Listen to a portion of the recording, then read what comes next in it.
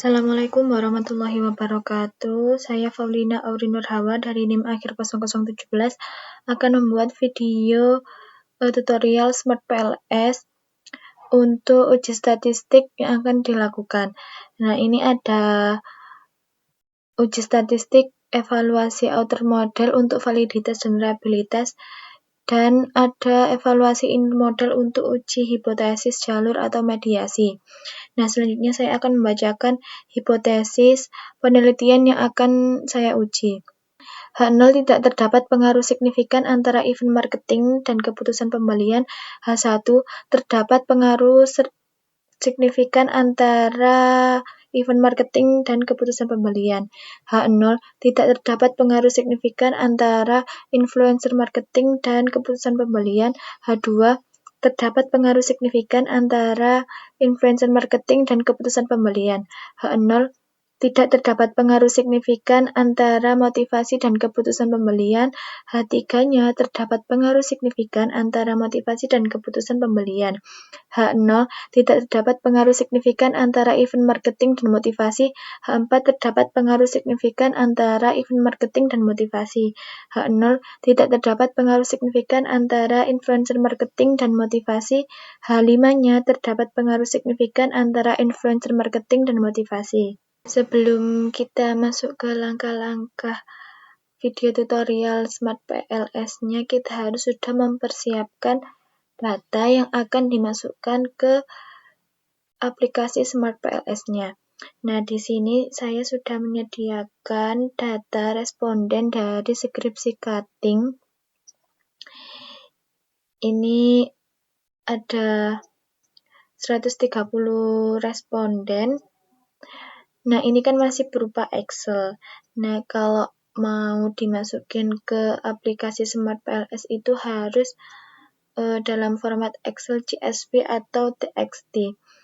Nah, karena kalau dalam masih berupa Excel itu tidak bisa kebaca atau tidak bisa dimasukkan ke Smart PLS. Jadi, filenya itu harus dalam format CSV atau TXT.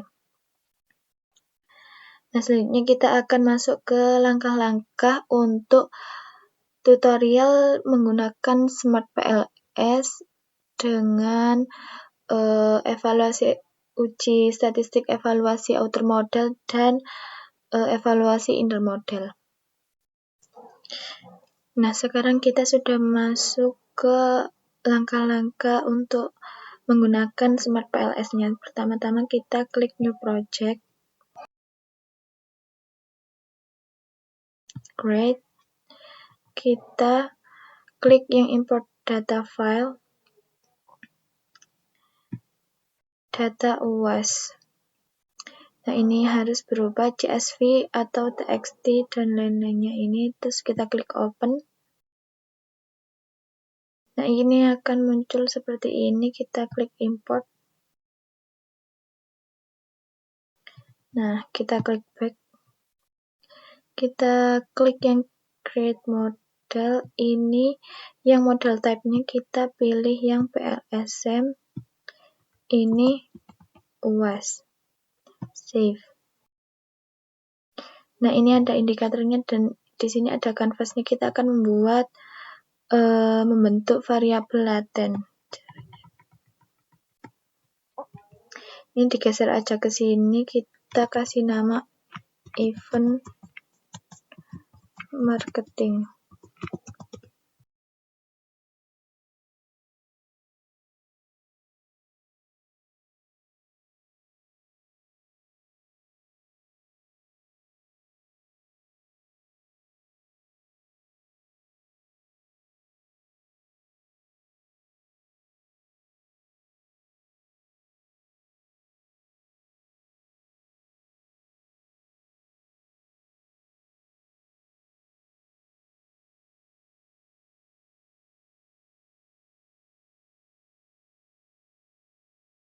Nah, kalau sudah membentuk seperti ini, kita akan konekkan semua variabel.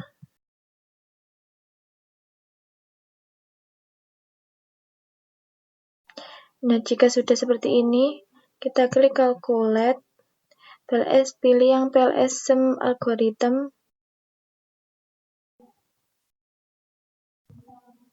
Start calculation.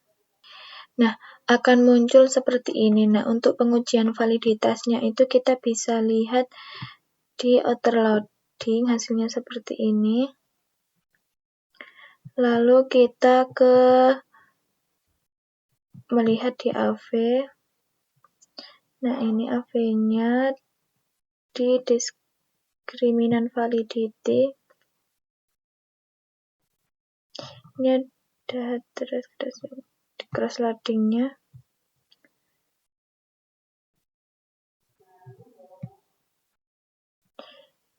Ini kalau di constructibility dan validity yang dilihat itu Cronbach's alpha dan composite reliability-nya. Nah, untuk yang selanjutnya ini kita akan untuk pengujian yang hipotesis pengaruh langsung mediasi dan atau yang moderasi. Caranya itu ya klik calculate, kita klik yang bootstrapping, start calculation. Nah, akan muncul seperti ini. Biasanya kalau yang pengaruh langsung mediasi ini dilihatnya di pad koefisiennya. Selanjutnya kita ke hasil output yang discriminant validity. Bisa dilihat di sini. Kita lihat di cross loading-nya. Nah, di uji validitas diskriminan ini dari tabel ini dinyatakan bahwa setiap nilai variabelnya itu memiliki tingkat korelasi yang lebih tinggi jika dibandingkan dengan variabel lainnya. Jadi bisa disimpulkan dia ini seluruh variabel di sini valid. Nah, selanjutnya kita lihat yang di construct reliability dan validity. Nah, dari tabel ini itu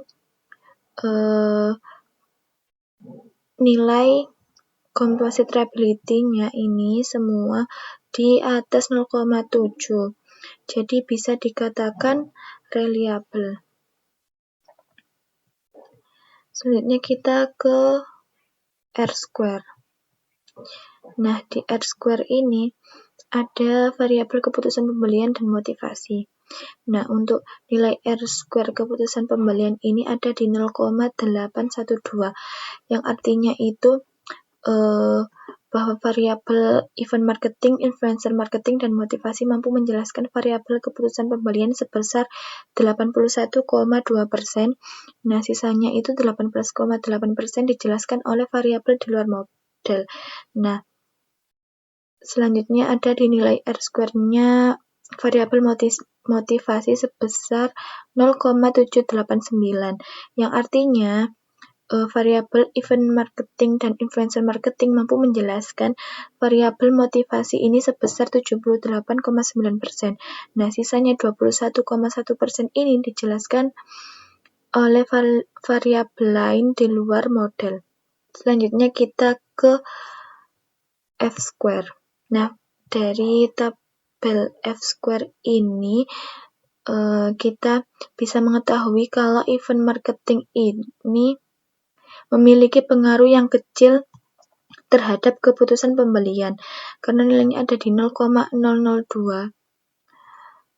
Nilai F-square-nya ada di 0,002.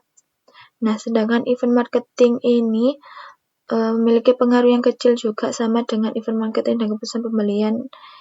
Ada F-square-nya ada di 0,0000. Nah, influencer marketing dengan keputusan pembelian dan influencer marketing dengan motivasi ini pengaruhnya itu besar. Nah, nilai F-square-nya ada di 0,400 dan 1,707. Nah, sedangkan variabel motivasi dengan keputusan pembelian ini memiliki pengaruh yang sedang atau moderat dengan nilai F-square-nya itu ada di 0,088. Selanjutnya kita ke model fit. Nah, ini bisa dilihat di tabelnya. nilai SRMR-nya ini sebesar di 0,045 yang baik maupun standard model maupun estimate modelnya. Nah, nilai ini itu berada di bawah 0,08 yang artinya ini memiliki tingkat kecocokan yang baik. Nah, selanjutnya di nilai NFI. Nilai NFI-nya sebesar 0,864 menunjukkan itu bahwa model ini memiliki tingkat kesesuaian sebesar 86,4% dibandingkan dengan model dasar null model.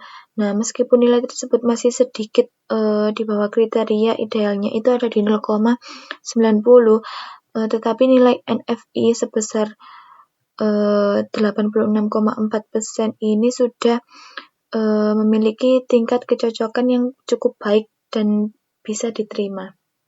Selanjutnya kita cari predictive relevance. Nah, caranya ini kita klik di calculate. Nah, ini ada di PLS Predict atau GVPAT. Kita klik start calculation.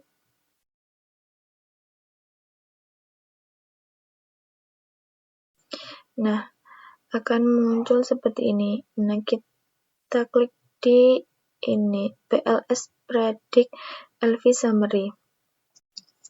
Bisa dilihat di tabel berdasarkan hasil uji Q2 Predict-nya ini, dilihat di variabel motivasi ini memiliki nilai sebesar 0,788 dengan nilai RMSE-nya ada di 0,471 dan MAE-nya ada di 0,362. Nah, sedangkan variabel keputusan pembelian ini memiliki nilai Q2 Predict-nya ada di 0,793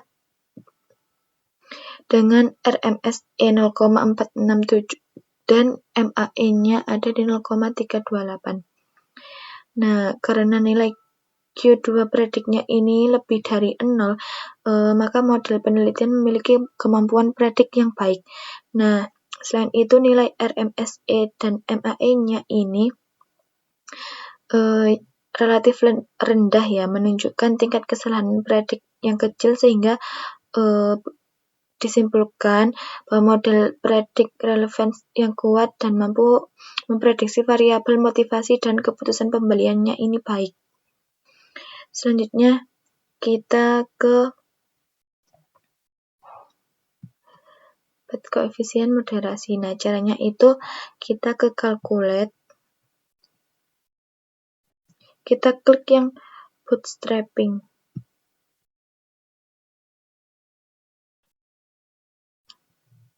Start calculation.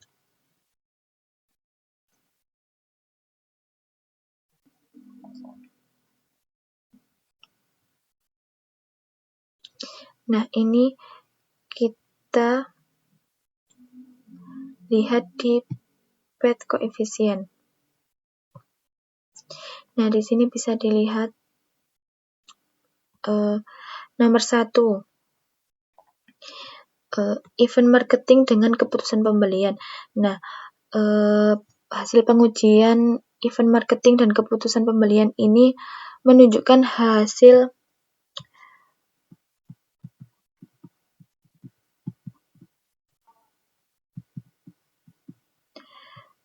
tes statistiknya ini ada di 0,780 dan p-value-nya ada di 0,435. Karena P-nya ini lebih besar dari 0,05, maka dapat ditarik kesimpulan H0 diterima dan H1 ditolak. Yang kedua, hasil pengujian antara event marketing dan motivasi. Memiliki nilai T statistik 0,173 dan p-value 0,863. Karena nilai p-value-nya lebih dari 0,05, maka bisa disimpulkan H0 diterima dan H4-nya ditolak. Yang ketiga, influencer marketing dengan keputusan pembelian. T statistik statistiknya ada di 7,418 dan p-value-nya 0,0000. Karena nilai P-nya kurang dari 0,05, maka bisa disimpulkan H0-nya ditolak dan H5-nya diterima. Selanjutnya yaitu variabel influencer marketing dengan motivasi. Nilai T statistiknya ada di 17,743 dan p-value-nya ada di 0,000. Karena nilai P-nya kurang dari 0,05, maka bisa ditarik kesimpulan yaitu H0-nya ditolak dan H5-nya diterima. Selanjutnya ada di variabel motivasi terhadap keputusan pembelian. Nah, nilai T statistiknya ada di 3,075 dan p-value-nya ada di 0,002. Karena nilai P-nya kurang dari 0,05, maka bisa ditarik kesimpulan bahwa H0 ditolak dan H3 diterima. Sekian video tutorial Smart PLS dari saya. Apabila ada kurangnya atau kesalahan dalam pengucapan atau tutur kata, mohon dimaafkan. Wassalamualaikum warahmatullahi wabarakatuh.